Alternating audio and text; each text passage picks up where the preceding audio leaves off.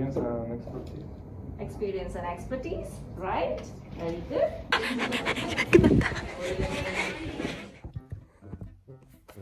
안녕하세요. 제가 드디어 어학원 과정이 끝이 났습니다. 저는 이제 아무것도 안 하고 이렇게 이모지 봐서 요양하고 힐링하고 먹고 자고, 그리고 제 유튜브 근황 보시면 알겠지만은 거의 유학생 유튜버가 아닌 여행 유튜버로 살아가고 있고요.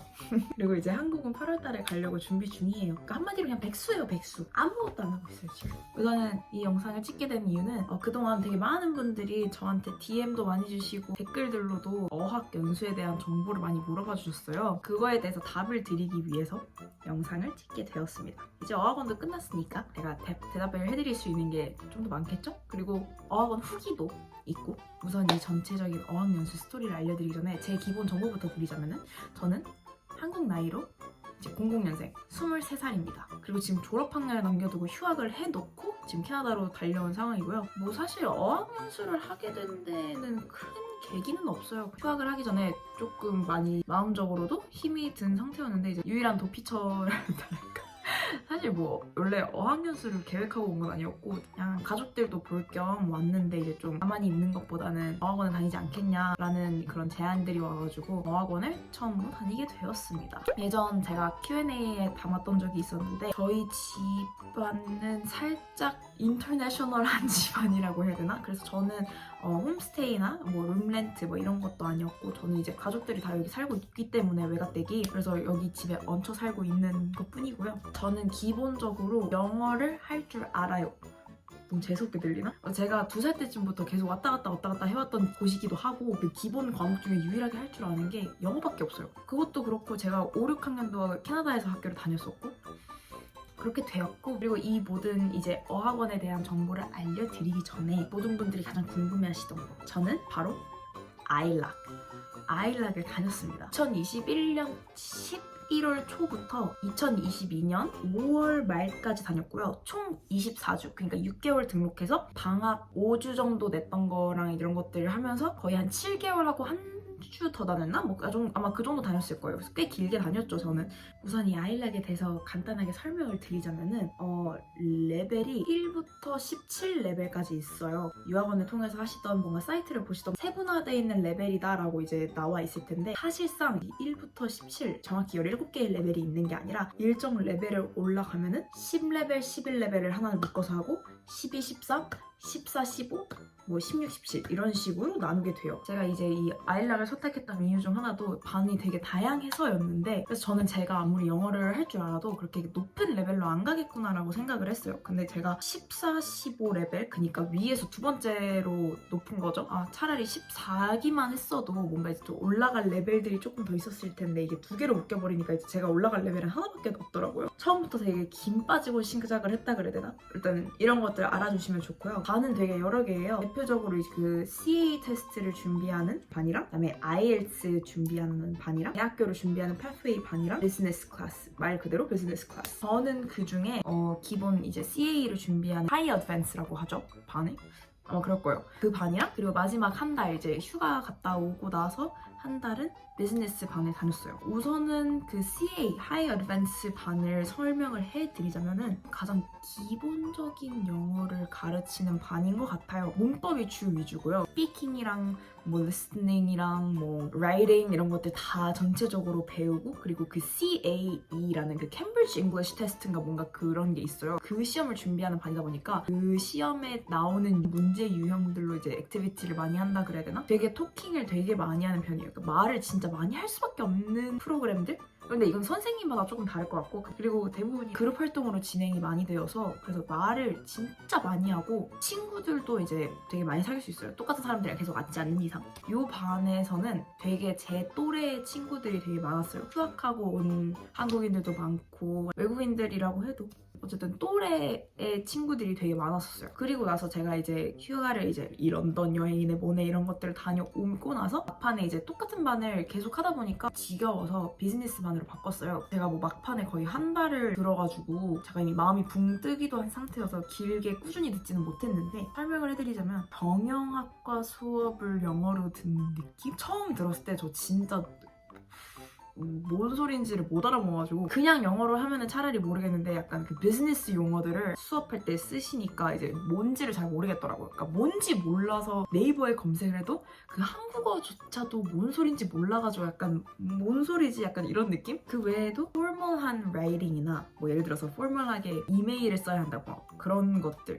위주로 되게 많이를 하고요. 그리고 진짜 반 이름답게 비즈니스에 대해서 배워요. 그러니까 경영주가 되어서 막 토론을 한다든지 대표가 되어서 뭔가를 이제 막 회의를 한다든지. 좋은 점은 이력서를 되게 많이 봐주더라고요. 거기서 만난 친구도 워홀로 왔다 그랬는데 이제 워홀이다 보니까 이제 또 이력서를 써야 되잖아요. 일을 하려면은 선생님이 뭐 이력서 막 컨펌도 해주고 막 고쳐주기도 하고 한대요. 물론 저는 안 해서 모르겠어요. 근데 이 반은 살짝 연령대가 살짝 있는 편이었어요. 왜냐면 아무래도 비즈니스 반이기도 하고 대부분 일을 하다가 오신 분들도 있고 아니면 일을 병행을 하면서 같이 이 수업을 듣는 분들도 계셔서 그 하이 어드밴스 반보다는 조금 더 연령대가 있는 편이었어요. 반에 대한 설명은 이 정도고요. 제가 들었던 반은 이제 이 두 개밖에 없어서 여기까지는 설명해드릴 수밖에 없을 것 같고 이제 파th웨이 반도 제가 듣기로는 뭔가 되게 이제 프레젠테이션도 되게 많이 해야 되고 어쨌든 대학을 준비하는 반이다 보니까 되게 뭔가 다들 열정적으로 뭔가 하는 것 같더라고요. 그 정도인 것 같습니다. 사실 저도 잘은 몰라요. 반 정원은 한 15명 정도 되는 것 같아요. 근데 조금씩 달랐어요. 왜냐면 제가 코비드가 되게 심했을 때 처음에 시작을 했고 마지막에 이제 좀 괜찮아져가지고 반 인원이 늘어났거든요. 그래서 한 15명 정도 되는 것 같고 이제 제가 있던 층에는 되게 작은 교실들이어서 15명만 해도 되게 꽉 차는 느낌이었는데 밑에 층으로 내려가면 되게 큰 강의실 사이즈고 그래서 되게 많이 수용할 수 있는 그런 교실들도 있었고 그래서 뭔가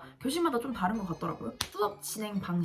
수업 진행 방식에 대해서 말씀을 드리자면 기본적인 클래스가 8시 반에 등교를 해서 10시까지 1시간 다음에 그다음에 10분 쉬는 시간 갖고 10시 10분부터 11시 20분까지 2시간 다음에 이제 11시 10분부터 11시 40분까지 30분 30분부터 2시간 가지고 그다음에 1시에 수업이 끝나요. 이게 가장 기본적인 커리큘럼이고 그다음에 여기 뒤에 추가로 2시 반까지 하는 파워 잉글리시라고 한 번 더 있거든요. 보통 들어야 되는 수업이 이만큼이라면은 더 추가 수업을 한 이만큼 더 들을 수 있는 거죠. 근데 이게 똑같이 커리큘럼을 그대로 이어서 하는 게 아니라 이 커리큘럼 따로 있고 오후에 하는 파워 잉글리시 클래스는 이제 또 반이 새로 꾸려져서 뭔가 수업을 하더라고요. 근데 파워 잉글리시는 저 안 들어가서 모르겠는데 뭔가 조금 더 액티비티적인 활동들을 좀 더 많이 하는 것 같아요. 그리고 시험 아일락이 2주에 한 번씩 라이팅, 리스닝, 리딩을 이틀에 걸쳐서 봐요. 화요일 날은 라이팅 시험 딱 1시간 정도 보고요. 에세이나 뭐 편지, 리포트, 리뷰 이런 것들 중에서 골라가지고 하나만 쓰면 되는 거고 그리고 수요일은 리딩이랑 리스닝을 보고 이 모든 그 리딩이랑 리스닝들이 수능이라고 생각하시면 안 돼요. 달라요. 좀 약간 피곤해지는 그런 문제들. 화요일이랑 수요일 둘 다 시험이 끝나고 나면은 그대로 수업을 진행을 합니다. 그런 식으로 진행을 하고 그리고 이 아일락에 대한 장단점을 말씀을 드리자면은 물론 저는 다른 어학원들은 안 다녀봤기 때문에 비교는 불가능해요. 근데 이제 제가 솔직하게 한 7개월 정도 다녀봤을 때에 대한 후기랄까?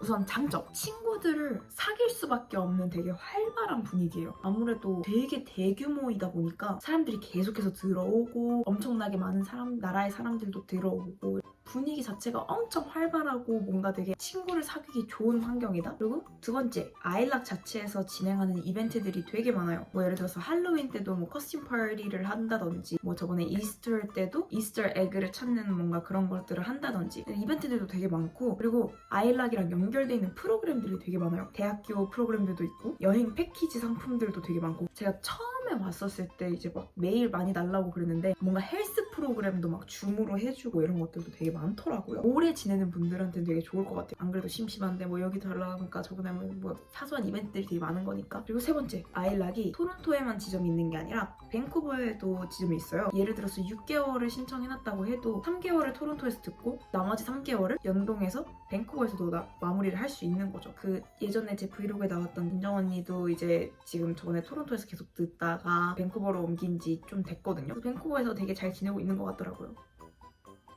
나는 외로운데. 그리고 네 번째, 아일락 토론토에도 빌딩들이 되게 많아요. 메인 빌딩이네, 드림 빌딩이네, 뭐네 막 다 있는데 제가 있던 그 드림 빌딩에 한해서 엄청난 역세권이에요. 그냥 엄청난 역세권이에요. 아일락이 쉐어번이라는 역에 있거든요. 나오자마자 그냥 바로 그냥 고개만 돌리면 바로 드림 빌딩이 턱 그래서 등교하기 되게 편했어요. 다운타운 그 메인 쪽에 있다 보니까 이동도 되게 편리하고 수업 끝나고 나서 갈 수 있는 곳들도 되게 많았고 엄청 좋았습니다. 장점 하나 더 얘기를 하자면 데스크에 있는 선생님들이든 누구든 스태프들이 되게 잘 도와줘요. 뭔가 이제 반을 바꾸고 싶다 그러면 반을 바꿀 수도 있고 같은 레벨이어도 선생님이 마음에 안 들면 뭐 인원수 제한만 없다면 선생님을 바꿀 수 있고 뭐 그런 것도 되게 자유롭고 그리고 각 나라 선생님들이 있어서 다른 분들은 뭔가 한국어 선생님한테 맡기고 그랬던 것 같은데 저는 한 번도 본 적이 없어요. 뭐 어쨌든 되게 도움을 많이 주셔요. 처음 온 유학생들에게 좋지 않을까 싶습니다. 그리고 단점. 초반에 살짝 움찔했던 게 너무 공장 같은 분위기였어요. 2주에 한 번씩 메인 스타트 데이라고 써져 있는 날들이 있거든요. 그날이 되면은 뭔가 새로운 학생들이 계속 들어오기는 하는데 수업 자체는 계속 진행을 해야 되니까 내가 아무리 새로 왔다고 해도 뭐 저를 뭐 새롭게 뭐 전학생 마냥 막 이런 것도 아니고 제가 알아서 적응해야 되는 약간 뚱땅뚱땅뚱땅 하는 약간 공장 같은 시스템이었어요. 그래서 저는 살짝 당황해가지고 하긴 했는데 뭐 이후에 뭐 나름대로 잘 적응했고요. 그 공장 같은 분위기에 살짝 그런 것도 없지 않아 있어요. 이게 단점이라고는 말할 수 없는데 한 시즌이 되면은 갑자기 그 나라의 사람들이 우르르르 들어와요. 그래서 이제 학원에 와도 그 나라 말밖에 안 들린다고 해야 되나? 한국도 심지어 한때 그랬어요. 예를 들어 졸업하고 나서 오는 시즌이라든지 약간 그런 정해져 있는 시즌들이 나라마다 있는 것 같더라고요. 그런 부분들이 살짝 저한테는 단점으로 다가왔고 근데 뭐 이거는 뭐 어떡하겠어요. 뭐 자기들 오고 싶고 오는 타이밍이 오는 건데 그런 부분들이 있다. 그리고 두 번째, 쌤들이 휴가를 낼 때가 있어요. 제가 알기로는 낼 수 있는 휴가가 최소 2주예요. 그 2주 동안 어떤 선생님이 오냐면 교생 선생님처럼 임시 선생님들이 오는데 임시 선생님들이 되게 랜덤이에요. 진짜 엄청나게 랜덤이에요. 예를 들면은 제 크리스마스 그 연말 브이로그를 보시면 알겠지만은 그때 왔던 임시쌤이 제가 느끼기에는 너무 별로였고 발음도 제가 더 낫겠다라고 생각이 들었고 나는 내 돈을 내고 이 선생님한테 수업을 받고 싶은데 갑자기 임시 선생님이 오셔가지고 이게 뭔 일이지 싶은? 근데 뭐 좋은 선생님도 걸릴 때도 있고 그래요. 근데 이게 조금 쉽지 않은 정도인 거죠. 그리고 아무래도 되게 국적이 되게 많이 다양해요. 그래서 내가 영어를 배우러 왔는데 무조건 뭐 미국계 사람들에게 배우는 것들이 아닌 중국인 선생님한테 영어를 배울 수도 있고 인도 선생님한테 영어를 배울 수도 있고 약간 이런 상황이 벌어질 수도 있는 거죠. 근데 뭐 어차피 2주니까. 근데 저는 그 끝나는 주에도 갑자기 쌤이 휴가를 단체로 가가지고 저 임시 선생님이 인도 선생님이 오셨거든요. 그래서 살짝 그것 때문에 마음이 좀 더 많이 붕 뜨기도 했어요. 이거는 좀 다른 단점인데 학원 앞에 조금 살짝 흡연 파티예요. 제가 다른 빌딩들은 안 가봐서 이 모든 거는 드림 빌딩, 그 아일락 드림 빌딩, 쉐어본 옆에 있는 그 드림 빌딩 기준인데 이 대마가 합법인 나라잖아요. 그래서 이제 그 대마 냄새도 엄청 나고 학생들이 끝나고 나면 엄청 우르르르 있는데 뭔가 흡연 구역이 저쪽 구석에 따로 있는 게 아니라 그 앞에 쪽에서도 엄청 담배를 많이 피고 있어서 조금 당황스럽다? 그 정도쯤 되겠네요. 뭐 이 정도가 장단점인 것 같고 그리고 그 여행에 대해서 질문을 은근 주시더라고요. 이 여행을 가기 위해서 내는 방학 같은 것들은 14주 이상을 등록을 해야지 신청을 할 수가 있어요. 그 방학을 내게 되면은 하루 이틀 막 이런 식이 아니라 최소 2주부터 시작이 돼요. 그래서 2주부터 최대 8주까지 이제 신청을 할 수 있고 대신 그 내는 기간만큼 끝나는 기간이 미뤄지는 거는 감안을 하셔야 돼요. 제 친구들은 이제 막 괜히 늘어나고 자기 비자 기간도 안 맞고 이러니까 일주일 이하로 다녀오는 거면 그냥 학원을 째고 가더라고요. 그것도 방법이죠. 그리고 이제 마무리. 저의 이 전체적인 24주간의 후기를 남겨드리자면은 저는 우선 되게 무턱대고 재밌겠지라는 마음으로 6개월을 신청을 하고 갔는데 저는 이제 신청하시는 분들에게는 2달, 3달 정도를 먼저 신청을 하고 늘려도 늦지 않으니 너무 길게 신청을 하지 않으셨으면 좋겠어요. 2, 3개월짜리 교과 과정이거든요. 텍스북을 하나 받으면은 왜냐면 이제 안 맞을 수도 있고 저처럼 의외의 상황이 벌어질 수도 있고 이러는데 무턱대고 이제 긴 시간을 이제 신청을 해버리면 환불도 안 되잖아요. 그래서 그러니까 교과서 하나는 끝낼 수 있는 그 2-3달 정도를 먼저 신청을 하고 그다음에 늘리는 방법을 해도 될 것 같다라는 생각입니다. 그리고 그 레벨 같은 경우에도 아예 낮은 레벨에서 시작하는 거면 모르겠는데 저처럼 이제 14, 15 레벨에서 시작을 해버리면은 애초에 뭔가 올라갈 의지는 크게 없었어요. 그래서 제가 몇몇 선생님들이 저한테 그랬거든요. 위로 올라가면은 지루하다. 파스웨이로 바꾸면은 열정이 업쳐나가지고 너가 가면 좀 지루해할 수도 있겠다. 막 이런 식으로 얘기를 해서 저는 애초에 뭔가 올라갈 생각도 안 했고 선생님도 좋으니까 그냥 이 반에 6개월 동안 처박혀 있어야겠다. 막 이런 생각을 하고 있었거든요. 그것도 한 달 반 지나니까 살짝 좀 지루하고 이제 좀 힘들더라고요.